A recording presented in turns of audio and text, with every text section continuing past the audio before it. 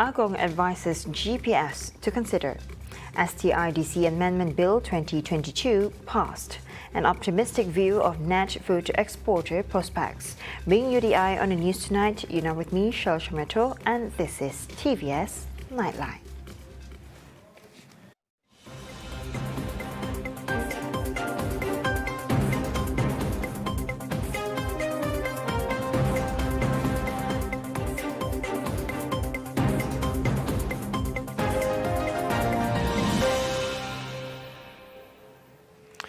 Gabungan Party Sarawak or GPS was advised by the Yang Diputan Agong Al-Sultan Abdullah Riayatuddin Al-Mustafa Billah Shah to consider the possible formation of a unity government to end the current political crisis at the country post-15th general election, GE15. Senior Vice President of Parti Pesaka Bumiputra Bersatu PBB, Dr. Sri Fadillah Yusof said that His Majesty's advice had been conveyed to GPS Chairman Dr. Padigi Tan Sri Abang Johari Tunopeng. Jadi saya tadi tidak dapat membuat keputusan dan kita mendengar pandangan tuanku dan akan membawa kepada pucuk pimpinan GPS. Jadi tadi kita sudah pun memberi taklimat kepada Yang Amat Berhormat Premier kita dan seperti mana yang telah diputuskan dalam melalui statement GPS memang berhasrat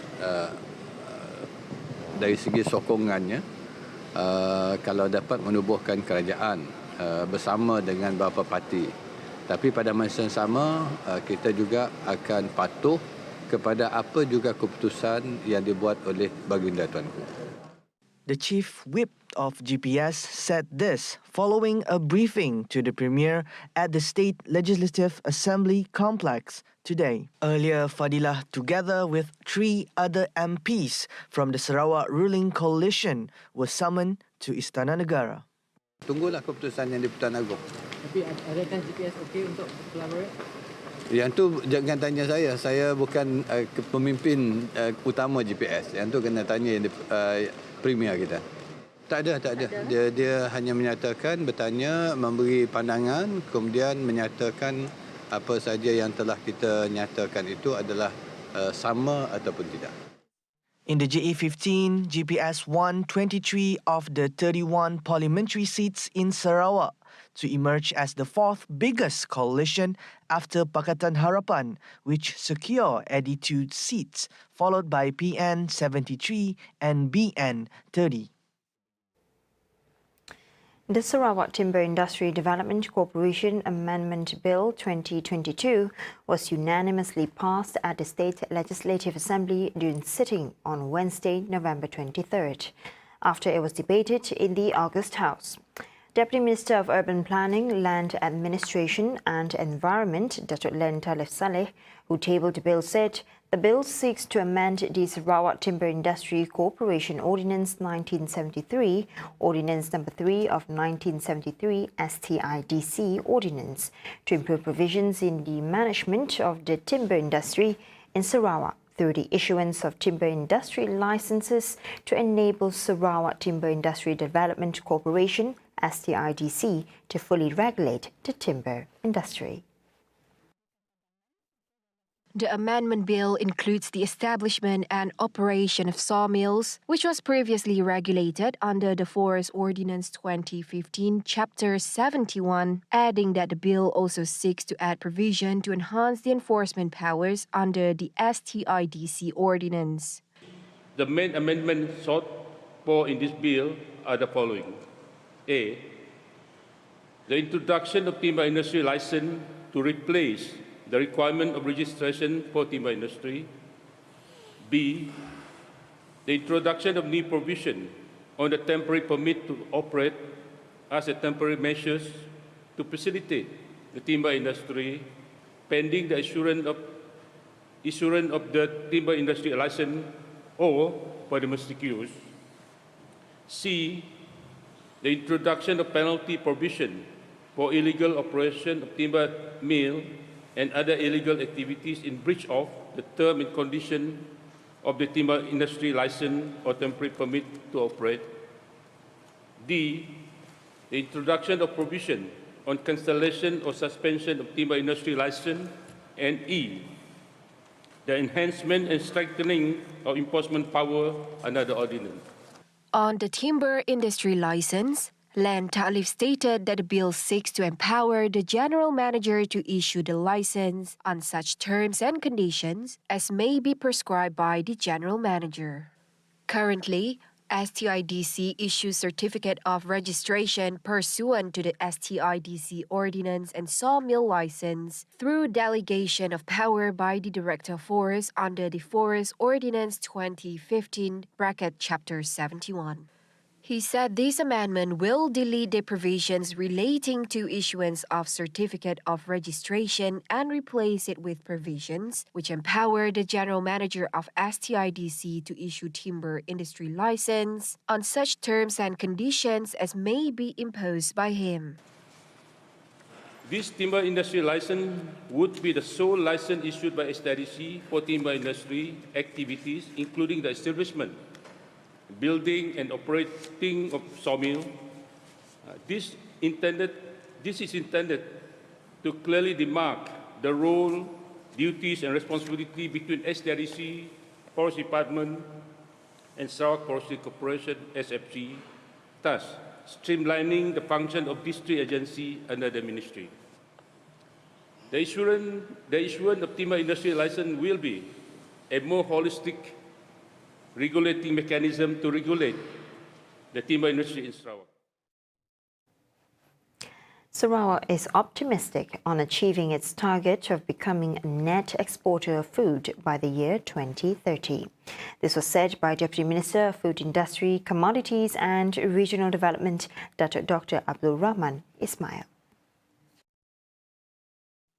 To reach this target, Abdul Rahman Ismail said the Sarawak Ministry of Food Industry, Commodities and Regional Development has undertaken a few approaches, including focusing on high-value and commercial agri-food products. Bidang pertanian telah menjadi antara fokus utama dalam Post-COVID Development Strategy 2030, PCDS 2030, yang tadinya bermatlamat menjadikan Sarawak sebagai net food exporter menjelang tahun 2030. Yang kedua, meningkatkan penglibatan sektor swasta di bawah model perniagaan PPCP, Public, Private and Community Partnership, yang mana pihak swasta akan membantu dari segi untuk membeli dan memasarkan, petani untuk mengeluarkan, dan ini juga boleh dimainkan Pertubuhan Peladang Negeri Sarawak dan juga PPK boleh juga memainkan peranan sebegini. Yang ketiga, meningkatkan penyelidikan, pembangunan dan inovasi, R&D, penggunaan teknologi moden dan digital di sepanjang rantaian nilai pengeluaran, the whole supply chain. Dan yang keempat, membangun dan menaik taraf infrastruktur pertanian dan mengembangkan kawasan pengeluaran agromakanan. He said this in response to a question posed by Meluan Assemblyman Roland Duajubin during the Legislative Assembly sitting at Dun Complex in Kuching today. For the record, in the year 2017, exports were valued at 1.02 billion ringgit compared to imports valued at 4.61 billion ringgit, incurring a deficit of 3.59 billion ringgit. Meanwhile, in 2021, exports were valued at 1.11 billion ringgit compared to imports valued at 5.77 billion, resulting in a higher deficit of 4.66 billion. Ini menjadikan defisit meningkat. Pada 2017, defisit adalah ringgit Malaysia 3.59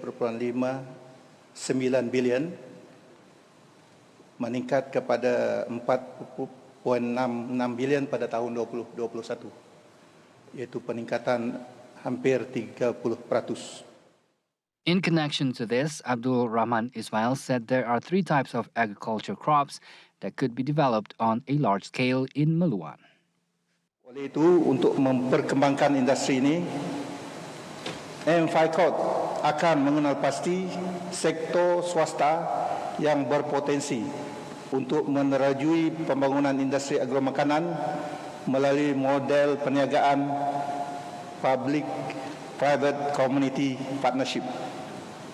Antara tanaman agromakanan yang berpotensi untuk dibangun di kawasan Dewan Undangan Negeri Meluan secara komersial dan berskala besar adalah nanas, pisang dan juga durian.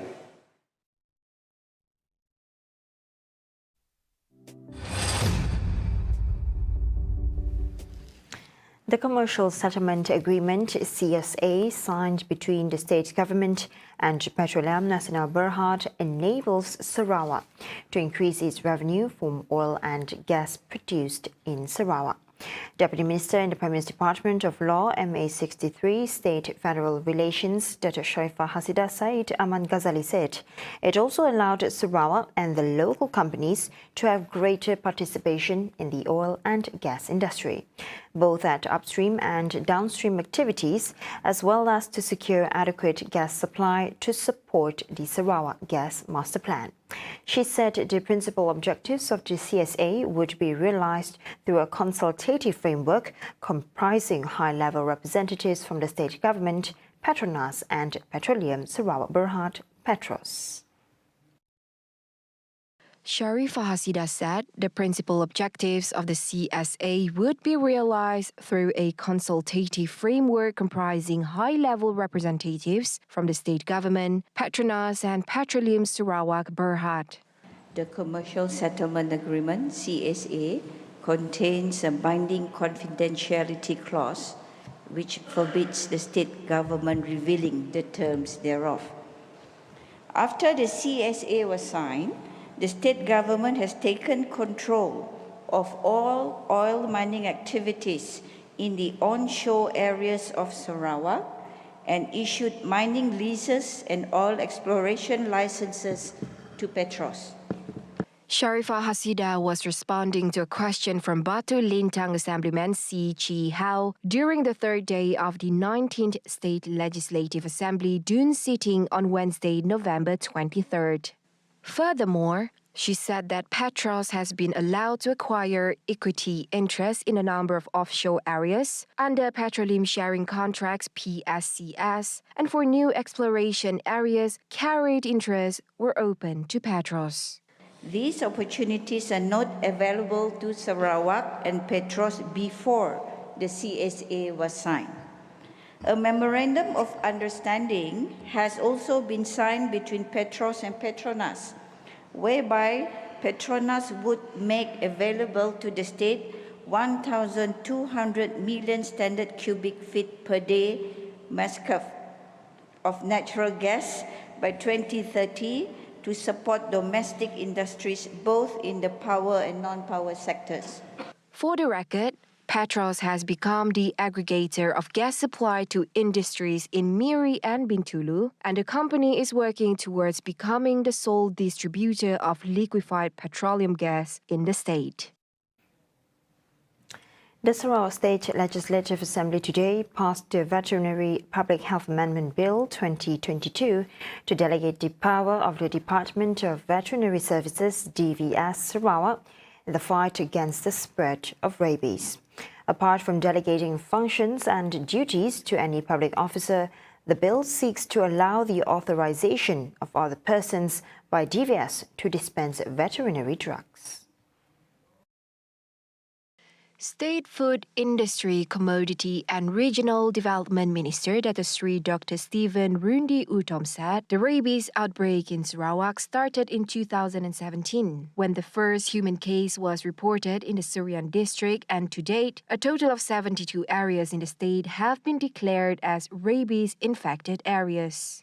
Adding further, Dr. Rundi said due to this outbreak, Sarawak has recently established the Immune Belt Enforcement Team, IBET, to complement and support TVS in rabies control and conducting awareness programs among communities. So the amendment of this bill is very significant as to allow authorizations of IBET officers to play the role to assist the Department of Veterinary Services Sarawak to administer vaccination and carry out the relevant statutory functions and duties of the State of Veterinary Authority to effectively eradicate rabies in Sarawak. He said so during the second reading of the bill during the third day of the 19th State Legislative Assembly Dun sitting today. Meanwhile, Low Ker Chiang, GPS SUPP, when debating the bill said the deployment of IBET officers in assisting TVS will maximize coverage of rabies detection and surveillance program along the Sarawak-Kalimantan border. IBET, which is supervised by the State Security and Enforcement Unit UKPN, has a membership of 108 people who are assigned to monitor 978 villages, farms, and control posts throughout Sarawak and its border areas. Sarawak will be the first in Malaysia to enact legislation permitting carbon and nature venture businesses. The legislation is enacted to demonstrate the state's efforts to be at the forefront of climate change mitigation and to regulate forest carbon activities, which is in line with efforts to mitigate the effects of climate change under the Paris Agreement. As such, the Deputy Minister for Energy and Environmental Sustainability, Dr. Haslan Abang Hipni, said that Sarawak will be forming its own carbon registry that allows the state government to measure, report and verify emission reductions. Carbon credits are actually measurable, verifiable reductions in carbon emission, which can be measured by using a formula. And also now, there is another technology which can use the satellite to measure the carbon content in the forest carbon. And these credits are tradable units that can represent the tonnage of carbon, either removed or avoided. So one carbon credit is equals to 1 ton of carbon. And now the price of carbon credit ranges between $8 per ton to about $50 per ton. So here we can imagine the amount of revenue that Sarawak will have if we embark into carbon trading. Dr. Haslan said this when responding to Tanjung Datu Assemblyman Azizul Anwar Adenan's supplementary questions in Sarawak Legislative Assembly Dun sitting on Wednesday, November 23rd. Azizul raised 2 supplementary questions about what carbon credits are and how carbon offset project standards are verified. At the same time, Dr. Haslan further added that there are 3 layers of measurement for carbon offset verifications. Number 1 is to be done by the government through the Forest Department. Number 2, the second layer, is through the carbon consultants or the carbon traders. And the third layer, the verification must be done by an independent international body. Dr. Haslan further stressed that it cannot be done simply and it must be licensed. He said that the state government is currently in the process of issuing and developing the rules and regulations for carbon trading through carbon licensing, as well as forming the carbon registry. Coming up right after the break, police conducting roadblocks nationwide. And semi-finalists go head-to-head in Getaran Gjiwa. Right here on TVS Nightline. Stay tuned.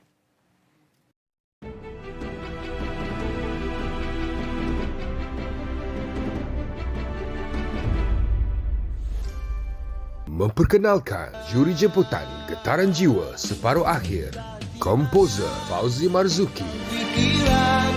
Hingga sesakit bila ku berjamena. Jasa kau kekasih awal dan akhir. Getaran Jiwa separuh akhir pertama, Jumaat 8.45 malam hanya di TVS. Getaran Jiwa, bukan semua. Betapa riangnya semua di dalam pesta agenda seniman. Ini kembali Getaran Jiwa, bukan semua.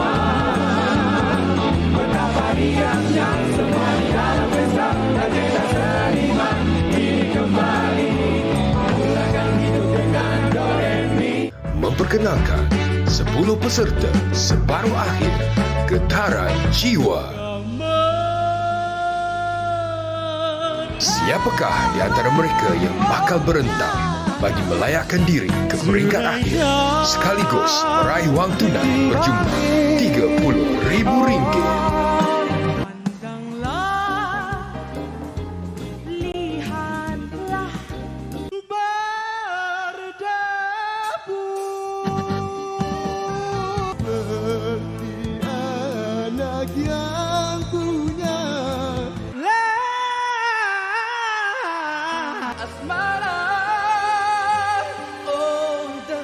Segalanya bakal terjawab di Getaran Jiwa separuh akhir pertama, Jumaat 8.45 malam, hanya di TVS.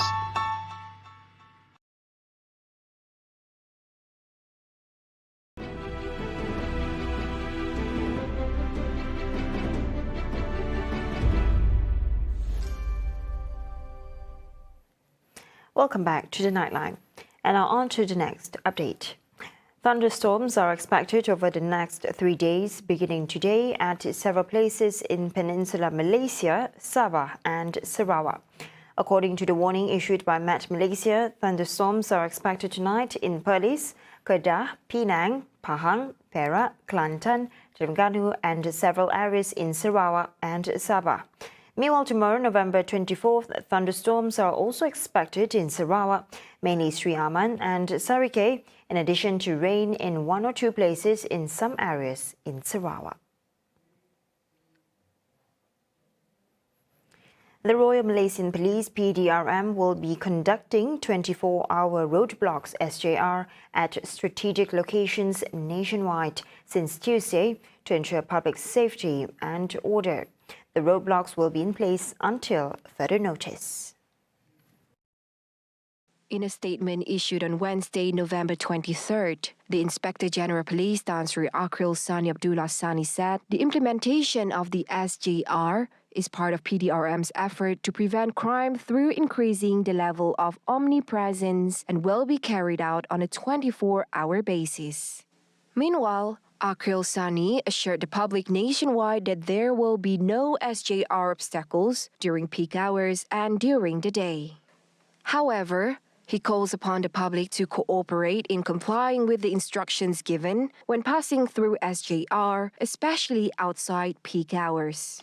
He further added that the people do not have to worry about carrying out daily activities, and the PDRM will make sure the security level nationwide will be under control.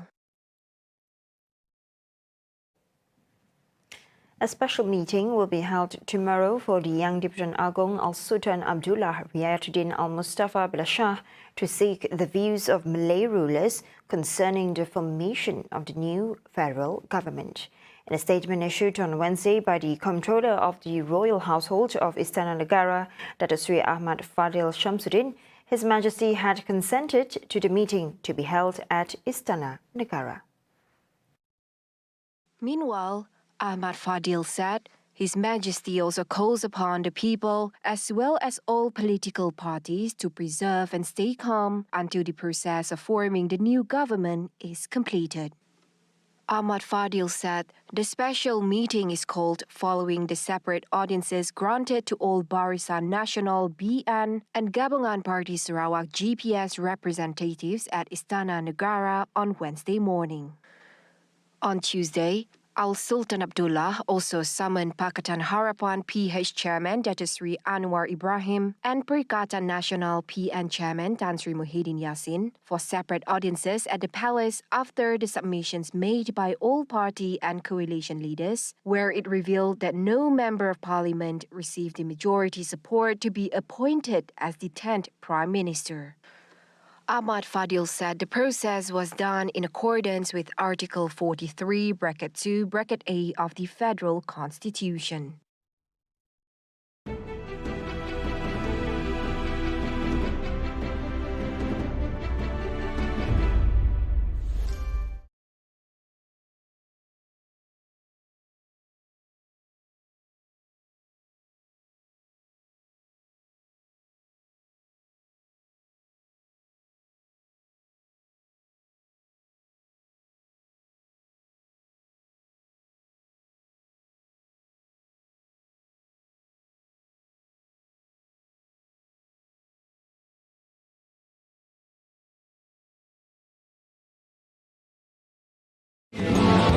negara jiwa. Pujaan semua, betapa riangnya semua di dalam pesta agenda seniman. Ini kembali negara jiwa. Pujaan semua, betapa riangnya semua di dalam pesta agenda seniman. Ini kembali mulakan hidup dengan do re mi.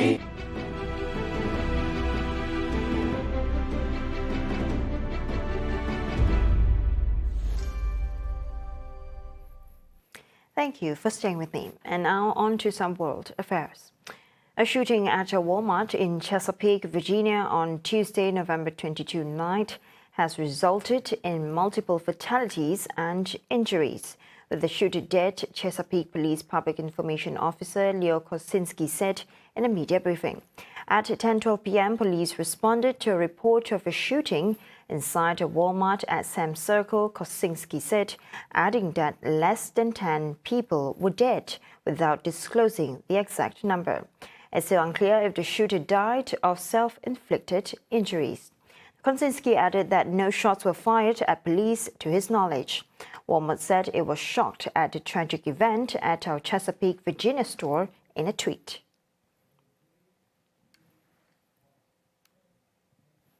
Now moving on to the next highlight. The heat is rising for Getaran Gjiwa semi-finalists as they once again take the stage in hopes to secure a spot in the finals. Now for more details, we have Camilla Yunus reporting from site. Camilla, share us the updates. Thank you, Cheryl. I'm now in MBKS Stadium for Getaran Gjiwa rehearsal. And as we know, this week is the first part of semi-final, which will be featuring Izwan Dahlan, Mahdi Sapuan, Santiana Ramli, Nazha Idrus, and Hasti. And also Fauzi Marzuki, a very famous composer, as a guest jury this week. And based on the interview I conducted just now with all the contestants, they were all excited, but at the same time are nervous as the pressure is on. And the question is, who will deliver the best performance and win everybody heart? And I really wish I have an answer for that, but I think we're gonna have to figure it out on this Friday. So, I really wish I can talk more, but that is all the time we have today. So don't forget to watch Getaran Gjiwa every Friday at 45 p.m. at 122 TVS Astro and My TV. And that is all from me, Camilla Yunus, and videographer Ahmad Nasrullah for TVS. And over to you, Cheryl.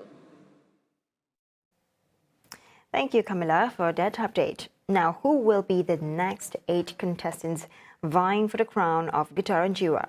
Now, don't forget to catch the next episode of TVS's new reality program, Getaran Gjiwa, every Friday, beginning with the Debaran Gjiwa capsule at 7:30 p.m., followed by Getaran Gjiwa live concert at 8:45 p.m. The public is also invited to watch the concert at MBKS Stadium in Bintawa. Now, for more information, follow Getaran Gjiwa official Facebook page and Instagram. See the world closer with TVS as we bring you the latest news updates both locally and internationally. Just head on to our official website at tvstv.my or follow us on our social media platforms. And don't forget to catch our comprehensive discussion with invited analysts and experts on the topic, post-G15, the process of the formation of a unity government. That's all the time we have for TVS Nightline. I'm Cheryl Shameto. Thank you for watching.